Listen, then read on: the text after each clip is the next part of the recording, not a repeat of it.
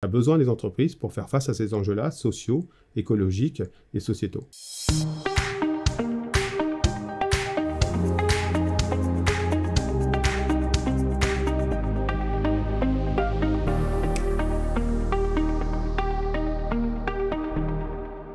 Ma recommandation, c'est de partir de ce qu'est une entreprise. Une entreprise, c'est deux parties constituantes, le capital et le travail. Et ces deux parties constituantes doivent pouvoir peser sur les choix qui concernent l'entreprise. Ça peut se passer comment? Je crois à trois dimensions. Moi, je suis pour une démocratisation de l'entreprise sous trois angles. La première, c'est évidemment dans la gouvernance de l'entreprise, des conseils d'administration, conseils de surveillance, qu'il y ait une part de représentants du travail, parce que c'est là que se mesurent, que se mènent les grandes stratégies pour l'entreprise. Le deuxième élément, c'est le dialogue social. L'entreprise, le travail est encore un lieu de subordination et il y a besoin de cette confrontation sur les conditions de travail, la façon dont se réalise le travail. Le troisième élément, je crois que c'est que les salariés, les travailleurs puissent s'exprimer sur le travail qui est le leur, en dehors de tout cadre managérial ou syndical même, qu'ils puissent avoir un droit d'expression sur les choix qui les concernent. C'est comme ça qu'on fera évoluer, je crois, la gouvernance des entreprises. Donc, il ne faut pas que les entrepreneurs aient peur de partager le pouvoir. Il faut, au contraire, qu'ils en fassent un élément de performance économique.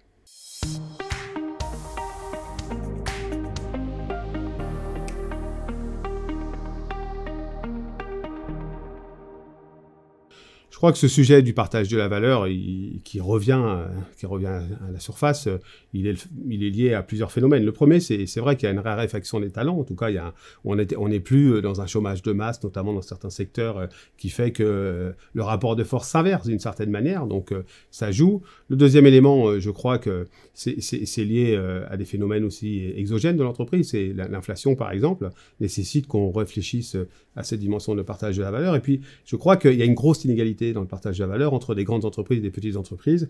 Et si le sujet émerge, c'est que maintenant, toutes les entreprises doivent être concernées par ce sujet-là. Aucune ne va pouvoir faire l'impasse sur le fait qu'on partage la valeur et que le travail, c'est évidemment la reconnaissance d'une tâche qu'on a effectuée. Le salaire, c'est la reconnaissance d'une tâche qu'on a effectuée. Mais que le partage de la valeur, c'est que entre ces deux parties constituantes que sont le capital et le travail de l'entreprise, il y a un partage un peu plus juste que ce qui est fait aujourd'hui.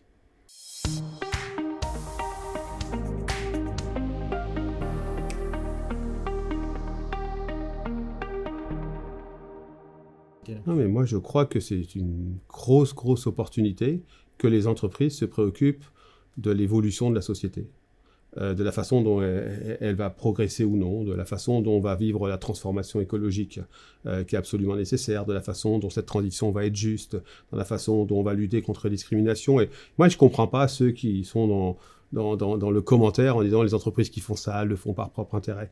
Aujourd'hui, pour changer la société, il y a plusieurs voies possibles. Il y a évidemment la chose publique, d'une certaine manière, l'engagement dans les collectivités territoriales, politiques, etc.